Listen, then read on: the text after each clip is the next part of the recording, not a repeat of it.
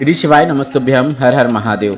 झारखंड रांची की शिव पुराण कथा जो कि पूर्ण हो चुकी है। पहले 3 दिन मतलब 5, 6 और 7 मई की शिव पुराण का कथा सार का वीडियो लेकर हम आ गए हैं, क्योंकि यह वीडियो हमने अपलोड नहीं किया था। हमने चौथे दिन की कथा से कथा सार बताना शुरू किया था, तो कई कमेंट्स आ रही थी कि आप शुरू के 3 दिन का भी एक वीडियो में जानकारी दे दीजिए। तो यह वही वीडियो है जिसमें आपको रांची शिव पुराण कथा के पहले दिन, दूसरे दिन और तीसरे दिन की तीनों दिन की शिव पुराण कथा का संपूर्ण सार छोटे से वीडियो में प्राप्त होने वाला है। अगर आपने नहीं सुन पाए हैं तो एक बार जरूर सुन लीजिए, और सुन भी लिया है तो एक बार सुनने में आपका कुछ भी गलत नहीं होने वाला है। काफ़ी अच्छी जानकारियाँ हैं। अलोनी गोबर के कंडे से जुड़ा हुआ नया उपाय इसमें शामिल है। 5 बूंद दूध वाला नया उपाय शामिल है और भस्म के 5 नाम शामिल है। काफ़ी उपयोगी जानकारी है, ध्यान से सुने। पहले दिन जो कि 5 मई की रांची शिव पुराण कथा थी, इसमें गुरुजी ने बताया था। पहली जानकारी इस प्रकार है। 33 कोटि देवी देवताओं में देवादिदेव महादेव ऐसे हैं जिनको ढूंढा नहीं जाता। तुम्हारा विश्वास शिव के प्रति जब होना शुरू हो जाता है तो शिव आपके अंदर विराजमान होना शुरू हो जाते हैं। बढ़ते हैं आज की शिव पुराण कथा की दूसरी विशेष जानकारी की ओर। गुरुजी ने कहा, धन का अभाव चलेगा, पर अपने स्वभाव में चिड़चिड़ा और गुस्सैल ये होना सही नहीं है। शिव पुराण की कथा कहती है, सिर्फ धन का भाव से नहीं बल्कि आपके स्वभाव से आपको प्राप्त होते हैं। बढ़ते हैं आज की कथा की तीसरी विशेष जानकारी की ओर। गुरुजी ने कहा, शिव को चढ़ाने के लिए आपके पास बेलपत्र नहीं है चलेगा, जल नहीं है चलेगा, कुछ भी नहीं है चलेगा। बस आपको अपना निर्मल स्वभाव, शिव को प्रति पूर्ण विश्वास ये रखना है, तो आपको शिव की प्राप्ति होती है। घर के लोग से चिड़चिड़े होकर बात करते हो, बाहर के लोगों से अच्छे से प्रेम से बातें करते हो, ऐसे में शिव प्रसन्न नहीं हो सकते। बढ़ते हैं आज की शिव पुराण कथा की चौथी विशेष जानकारी की ओर। गुरुजी ने कहा, हीन और दीन में क्या अंतर होता है? कोई पुत्रहीन हो सकता है, कोई धनहीन हो सकता है, पर जो एक लोटा जल भोलेनाथ के शिवलिंग पर चढ़ाना शुरू कर देता है वो दीन हो जाता है, अर्थात शिव का हो जाता है। उसे सब कुछ शिव कृपा से प्राप्त होना शुरू हो जाता है।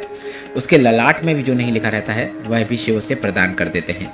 बढ़ते हैं पांचवी विशेष जानकारी की ओर।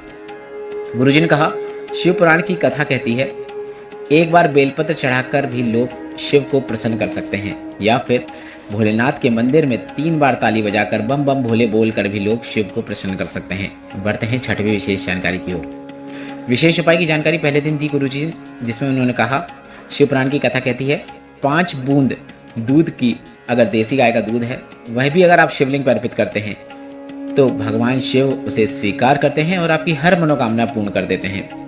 अब बढ़ते हैं दूसरे दिन के 6 मई के रांची शिव पुराण कथा के सार की ओर। पहली जानकारी दूसरे दिन की इस प्रकार है। शिव पुराण की कथा कहती है, शिव को पाने के लिए बहुत साधना और तप करने की आवश्यकता नहीं है। जहाँ हो वहाँ बैठकर सच्चे मन से अगर शिव को स्मरण करते हो तो शिव कृपा आपको प्राप्त होती है, यह निश्चितता है। दूसरी जानकारी इस प्रकार है। श्री शिवाय नमस्तुभ्यम मंत्र का जाप कम से कम 5 बार होता है। उस समय आप जब जाप कर लेते हैं फिर आप अपने मन की बात कहते हैं और वह बात शिव जरूर सुनते हैं। बढ़ते हैं शिव पुराण कथा की तीसरी विशेष जानकारी की ओर। गुरुजी ने कहा, कई लोग कहते हैं हम मंत्र करते हैं, पूजन करते हैं, व्रत करते हैं, पर हमें शिव क्यों नहीं दिखाई देते, शिव कृपा हमें क्यों प्राप्त नहीं हो रही। तो शिव पुराण की कथा कहती है, आप थोड़ा इंतजार करें। ऐसा ना कि चमत्कार का आप इंतजार कर रहे हैं कि मैंने अभी पूजन किया और अभी चमत्कार हो जाए, शिव प्रकट हो जाए, ऐसा नहीं हो सकता। शिव पुराण की कथा कहती है, शिव चमत्कार से नहीं आपके नमस्कार से प्राप्त होते हैं। बढ़ते हैं चौथी विशेष जानकारी की ओर। गुरुजी ने कहा, कई लोग पूछते हैं, क्या बच्चे भस्म लगा सकते हैं, क्या गृहस्थ भस्म लगा सकते हैं, क्या स्त्रियां भस्म लगा सकती हैं? तो गुरुजी ने कहा, भस्म का मतलब होता है विभूति, जिसे ऐश्वर्य देने वाला कहा जाता है, और भस्म को पुरुष, स्त्री, बच्चा, बूढ़ा, गंधर्व, किन्नर सभी धारण कर सकते हैं। बढ़ते हैं पांचवी विशेष जानकारी की ओर। भस्म के 5 नाम बताए गुरुजी ने, जो कि इस प्रकार हैं, विभूति, भसित, भस्म, छा और अक्षा। बढ़ते हैं छठवीं विशेष जानकारी की ओर। विशेष उपाय की जानकारी देते हुए गुरुजी ने कहा, अलोनी गोबर के कंडा लेना है, अर्थात जब गाय गोबर करती है उसे उठाना नहीं है, वहीं पर सूखने देना है। जब सूख के वह कड़क हो जाता है तब उसे आपको प्राप्त करना है। यह अलोनी गोबर का कंडा है। इसको आपको जलाकर भस्म तैयार करना है, कपड़े से छान लेना है, शिव पर चढ़ाना है और प्राप्त करना है, और अपने मस्तक पे और अपने कंठ में इसे लगाना शुरू कर देना है। शिव पे चढ़ाने का दिन शिवरात्रि का रहेगा तो सबसे अच्छी बात है। इसके बाद कितना ही बड़ा रोग क्यों ना हो, रोग मुक्ति जरूर प्राप्त होती है। डॉक्टर की दवाइयों के साथ यह उपाय करेंगे, लाभ जरूर देखने को मिलेगा। बढ़ते हैं सातवीं विशेष जानकारी की ओर। बुरे स्वप्न आते हैं तो शिवरात्रि में आपको शिव पर अलोनी गोबर के कंडे की भस्म अर्पित करना है। एक बेलपत्र अर्पित करना है। उस भस्म को आपको प्राप्त करके अपने कंठ में लगा लेना है। बुरे स्वप्न आना बंद हो जाएंगे। बढ़ते हैं तीसरे दिन की मतलब 7 मई की रांची की शिव पुराण के सार की ओर। पहली जानकारी इस प्रकार है, सब तरफ से हार जाओ चलेगा, बस आपको अपने मन से नहीं हारना है, प्रयत्न करते रहना है, सफलता निश्चित प्राप्त होती है। बढ़ते हैं दूसरी जानकारी की ओर। गुरुजी ने कहा, शिव की पूजन साधना आराधना 2 प्रकार की होती है, एक शिव को दिखाने के लिए या फिर दूसरों को दिखाने के लिए, और एक शिव को रिझाने के लिए। अब आप कौन सी करते हैं वो जरूर बताइएगा। बढ़ते हैं तीसरी विशेष जानकारी की ओर। गुरुजी ने कहा, श्री शिवाय नमस्तुभ्यम ऐसा मंत्र है जिसे हर स्थिति में आप बोल सकते हैं। किसी भी दिन किसी भी अवस्था में आप बोल सकते हैं।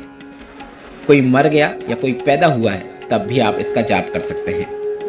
बढ़ते हैं चौथी विशेष जानकारी की ओर। गुरुजी ने कहा, भक्ति सरल हो सकती है पर विश्वास सरल नहीं हो सकता। भक्ति करना सरल है, पूजन करना सरल है, पर भगवान के प्रति दृढ़ विश्वास, भगवान के प्रति पूर्ण विश्वास बहुत मुश्किल से आपको प्राप्त होता है। गुरुजी पंडित प्रदीप मिश्रा जी की आगामी 2 शिव पुराण कथाओं की जानकारी इस प्रकार है। 17 मई से 23 मई 2026 तक करनाल हरियाणा में नई अराज मंडी धरुंगा करनाल में दोपहर के 1 बजे से 4 बजे तक शिव पुराण कथा होगी। उसके बाद 27 मई से 2 जून तक दूधनाल उमरगा धाराशी महाराष्ट्र में शिव पुराण कथा होगी।